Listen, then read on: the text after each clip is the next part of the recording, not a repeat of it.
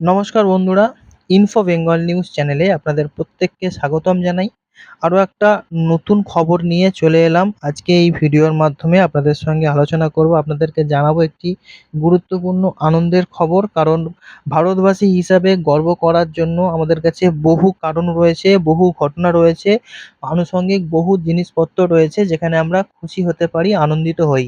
কিন্তু যদি আমরা সেই বিষয়টা যখনই ফোকাস করি খেলার হিসেবে, বিশেষ করে যখন সেটি ফুটবল, সেই ফুটবলে খেলার হিসেবে যখন আমরা জিনিসটাকে লক্ষ্য করি, তখন কিন্তু আমাদের যে ভারতীয় ফুটবল দল সেটা কিন্তু মোটেও সেইভাবে একটা লক্ষ্যমাত্রা নিয়ে কোনো বড় আসন নিতে পারেনি।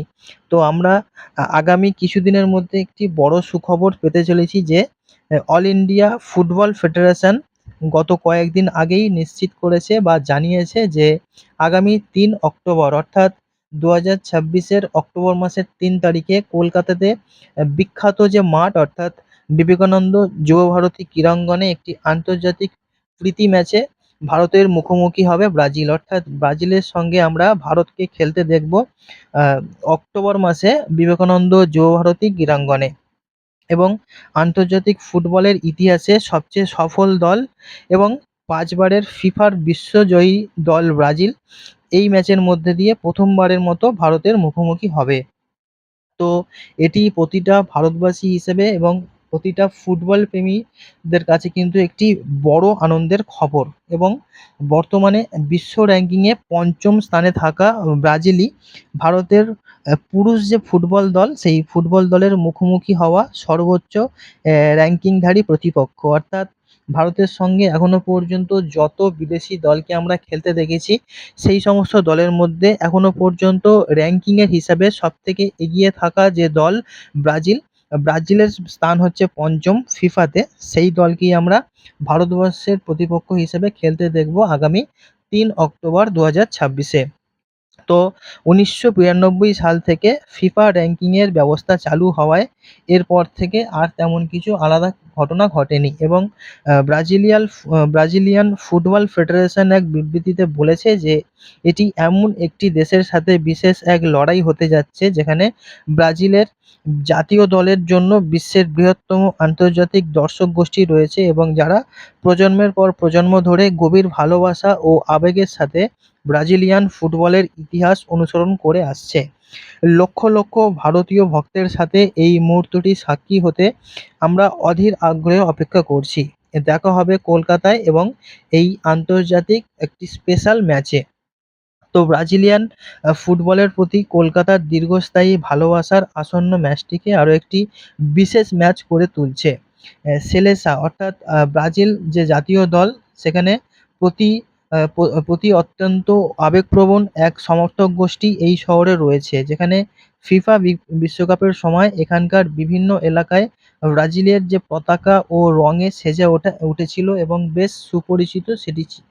তো ব্রাজিলের এই সফর কলকাতার সমৃদ্ধ ফুটবল ঐতিহ্যে আরও একটি স্মরণীয় অধ্যায় যোগ করবে।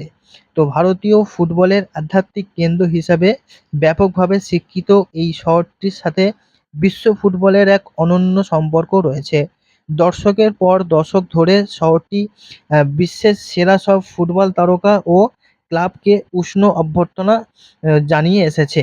কিন্তু আমাদের ভারতীয় ফুটবল দল সেইভাবে কিন্তু অন্যান্য দেশের সঙ্গে খেলার সুযোগ পায়নি। যা ম্যাচ খেলতে হয়েছে সম্পূর্ণটাই ভারতের যত ডোমেস্টিক টিম রয়েছে তাদের সঙ্গে খেলতে হয়েছে। এবং সবচেয়ে স্মরণীয় যে মুহূর্তগুলো তাদের মধ্যে ছিল ১৯৭৭ সালের একটি ঘটনা, যেখানে ব্রাজিলের কিংবদন্তি পেলে ইডেন গার্ডেন্সে মোহনবাগানের বিরুদ্ধে নিউ ইয়র্ক কসমস দলের নেতৃত্ব দিয়েছিলেন। অর্থাৎ ১৯৭৭ সালে নিউ ইয়র্ক কসমস এবং ভারতীয় ফুটবল দল, সেই দুটো দলের সঙ্গে খেলা হয়েছিল, যেখানে আমরা দেখেছিলাম ব্রাজিলের কিংবদন্তি খেলোয়াড় পেলে নিউ ইয়র্ক কসমসের হয়ে কিন্তু নেতৃত্ব দিয়েছিলেন। ইউরোপীয় জায়ান্টস এফসি বায়ার্ন মিউনিখ ২০০৮ সালে কলকাতায় এসেছিল এবং মোহনবাগানের বিপক্ষে একটি প্রীতি ম্যাচে অংশ নিয়েছিলেন। ২০১১ সালে সল্টলেক স্টেডিয়ামে আর্জেন্টিনার জাতীয় ফুটবল দল ভেনেজুয়েলার মুখোমুখি হয়েছিল। এই ম্যাচটি ছিল ভারতের মাটিতে লিওনেল মেসির প্রথম উপস্থিতি অর্থাৎ 2011 সালে যখন আমরা সল্টলেক স্টেডিয়ামে আর্জেন্টিনা যে ইন্টারন্যাশনাল টিম বা আর্জেন্টিনা ন্যাশনাল টিম সেই দলকে আমরা ভেনেজুয়েলার মুখোমুখি হতে দেখেছিলাম, যেখানে কলকাতাতে এই খেলাটি অনুষ্ঠিত হয়েছিল এবং ভারতের মাটিতে প্রথমবারের জন্য লিওনেল মেসি এই মাঠেই খেলেছিলেন।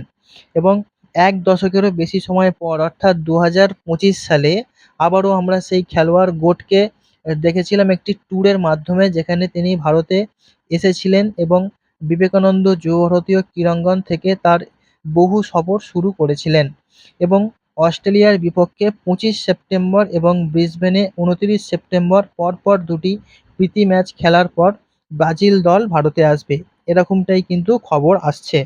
তো কলকাতাতে এই ম্যাচটির মাধ্যমে 2026-এর যে ফিফা বিশ্বকাপের পরবর্তী সময়ে সেলসাও তাদের যে ব্রাজিলের যে দল তারা আন্তর্জাতিক সূচি বা ইন্টারন্যাশনাল উইন্ডোর সমাপ্তি ঘটবে বলেই কিন্তু জানা যাচ্ছে।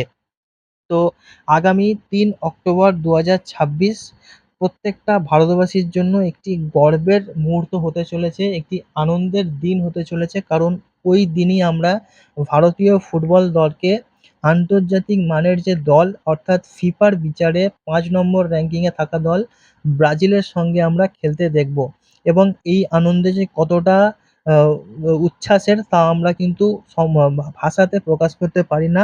আশা করছি আমি যে কথাগুলো বলছি তার সঙ্গে অন্যান্য যত ফুটবল প্রেমী রয়েছে তাদেরও বক্তব্য একই হওয়া উচিত।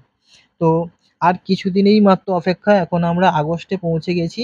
সেপ্টেম্বর অক্টোবর অর্থাৎ হাতে মাত্র 2 মাসও ভালো করে নেই, তারপর কিন্তু আমরা সেই ঐতিহাসিক দিন 3 অক্টোবর 2026 দিনে পৌঁছে যাব, যেখানে আমরা ভারতীয় ফুটবল দলকে বিশ্বের অন্যতম সেরা দল ব্রাজিলের বিপক্ষে খেলতে দেখব এবং সেই ম্যাচটি হবে আমাদের ভারতীয় দলের সমস্ত ফুটবল খেলোয়াড়দের জন্য একটি চ্যালেঞ্জের।